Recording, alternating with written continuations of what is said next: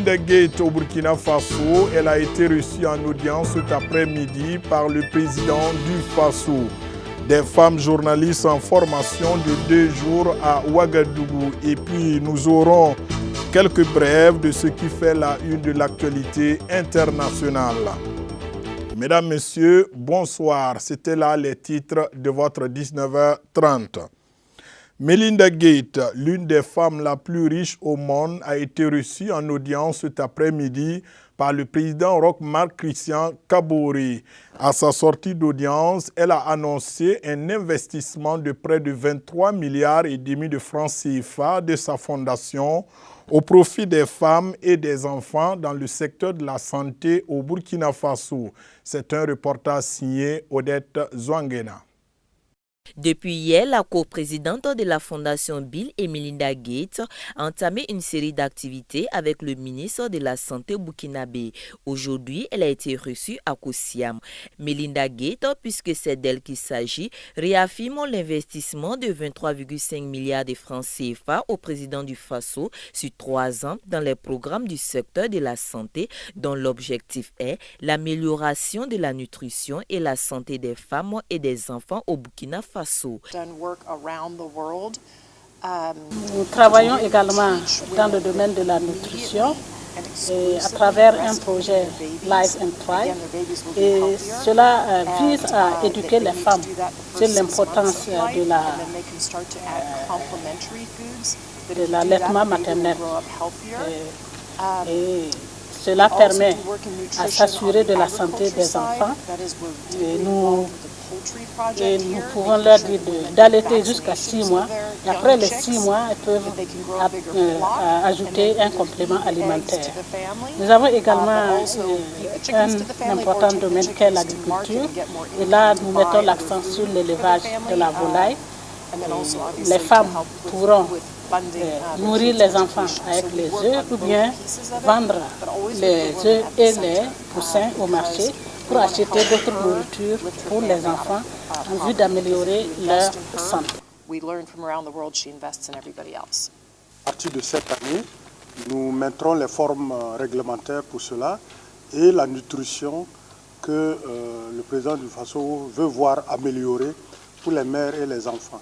Vous savez, ces 2 effets forts attendus du Plan national de développement économique et social, et Mme Gates est là pour dire qu'elle s'engage avec nous pour atteindre les résultats fixés dans le Plan national de développement économique et social en matière d'accélération de la transition démographique et d'amélioration de la nutrition des mères et des enfants.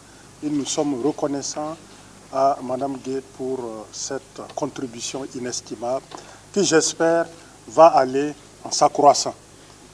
Les 23,5 milliards de francs CFA seront investis spécifiquement dans la planification familiale, la nutrition, les nouvelles mères et les nouveaux bébés. En bref, la Fondation Bill et Melinda Gates, qui existe depuis 20 ans, veut soutenir le gouvernement burkinabé dans ses priorités de développement pour un Burkina Faso plus sain.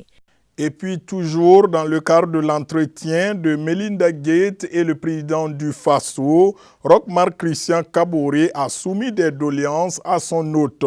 Le professeur Nicolas Meda nous en dit plus au micro de Odette Zouangena. Le président a aussi abordé 2 autres points avec Mme Gates. Le premier point, c'est par rapport aux hépatites virales, où au Burkina Faso, sur toute l'étendue du territoire, l'hépatite virale de type C est d'environ 2-3%. Par contre, dans le sud-ouest du Burkina Faso, la prévalence, c'est-à-dire le nombre de personnes, la proportion des personnes infectées par l'hépatite C approche 14%.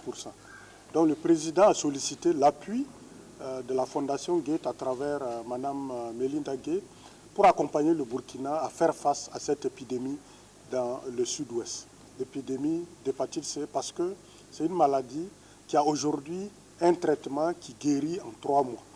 Alors que si la maladie n'est pas traitée, en 10-15 ans, vous avez soit la cirrhose, soit le cancer du foie. Et d'ailleurs, le président a abordé le deuxième point, qui est de constater que le cancer commence à devenir un problème dans la sous-région, que d'ailleurs les ministres de la Santé se sont réunis récemment à Ouagadougou pour se pencher sur cette question sous le leadership de la Première Dame, et le président a sollicité l'accompagnement de la Fondation Gates parce que c'est les femmes qui sont le plus concernées avec le cancer du col, le cancer du sein, et elle a dit au président du Faso qu'elle accompagnait surtout la vaccination des jeunes filles contre le papillomavirus, qui est le virus qui entraîne le plus les cancers du col de l'utérus. Et nous saluons Mme Gates pour cet accompagnement à venir. Les femmes sont souvent victimes de plusieurs harcèlements dans leur secteur d'activité. Et pour venir à bout de ce mal, les femmes journalistes sont en formation de 2 jours au Centre national de presse Norbert Zongo. C'est un reportage de Yasmina Gigemde et Dieudonné Koumsara. De nos jours, la femme journaliste, tout comme les femmes des autres secteurs, sont confrontées à différents types de harcèlement dans les rédactions, aussi sur le terrain. Pour mieux outiller la femme journaliste face à ce fléau, une formation de 2 jours a été organisée sous la bannière de la Fédération internationale de journalistes. Ce matin, on parlera de la sécurité et de l'égalité du genre. Ensemble, on va se donner des conseils sur comment se protéger face à un harcèlement, que ce soit au niveau que ce soit dans les rédactions ou sur le terrain avec d'autres personnes, comment vraiment affronter le problème de façon responsable. De retour d'une formation à Dakar, organisée par l'Union des journalistes norvégiens, Aminata Sanou de l'Express du Faso nous fait part des thématiques abordées. Nous avons par exemple traité des questions liées à l'égalité, à l'équité du genre et aussi la sécurité. Nous avons notamment parlé de comment est-ce qu'une journaliste peut se protéger sur un terrain de conflit ou comment est-ce qu'elle doit réagir face à un harcèlement. Pour venir à bout du harcèlement, les conseils et les techniques sont les armes de la Fédération internationale des journalistes.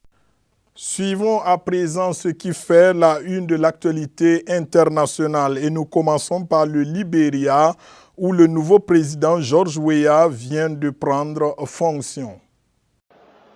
La légende du foot George Weah a été officiellement investi président du Libéria lors d'une cérémonie organisée dans le stade Samuel Doe de Monrovia. L'ancien ballon d'or de 1995 a déclaré avoir passé de nombreuses années de sa vie dans des stades, mais que jamais jusqu'ici il n'avait ressenti pareille émotion. George Weah est né il y a 51 ans dans un bidonville de Monrovia, mais il résidait en Europe dans les années où le Libéria était plongé dans la guerre civile. C'est l'entraîneur du club d'Arsenal Arsène Wenger qui l'avait repéré et qui dit aujourd'hui que la vie de George Weah ferait un film fantastique. 35 000 personnes assistaient à la cérémonie d'investiture où George Weah est venu accompagné de son épouse Claire et de ses enfants pour prêter serment devant le président de la Cour suprême du Libéria. C'est une grande victoire pour Donald Trump. Le Congrès a trouvé un compromis lundi pour débloquer le financement de l'État fédéral et ainsi mettre un terme au shutdown. Pendant 3 jours, l'administration nationale a été entièrement paralysée et il a fallu attendre les concessions des sénateurs démocrates pour réenclencher les rouages de l'État. Aujourd'hui, nous avons mis un terme au shutdown de Trump.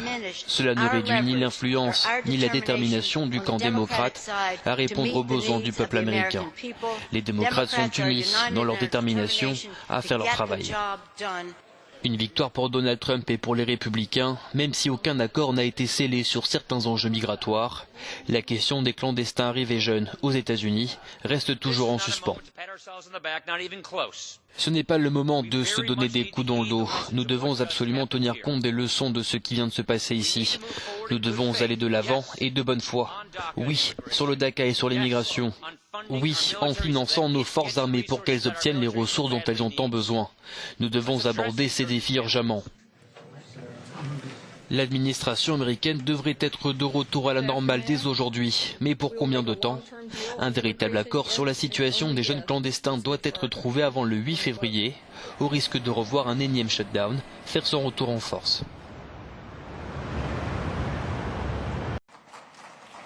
C'est le rendez-vous annuel de l'élite mondiale. Dirigeants politiques, grands patrons, intellectuels convergent vers les Alpes suisses pour participer au forum économique de Davos qui s'est ouvert ce mardi en présence de Narendra Modi, le Premier ministre indien. Quelques 70 chefs d'État et de gouvernement sont attendus jusqu'à vendredi pour débattre des enjeux économiques mondiaux. Cette année, le forum est placé sous le thème « Construire un avenir commun dans un monde fracturé ». Nous devons être sensibles aux voix d'un monde fracturé. Le développement économique durable ne peut être possible que si nous avons l'inclusion sociale. Au cours de ce forum, il sera également question de la lutte contre le réchauffement climatique ou encore de l'avenir du travail face à l'intelligence artificielle. Parmi les chefs d'État attendus jusqu'à vendredi, le président français Emmanuel Macron ou encore Donald Trump.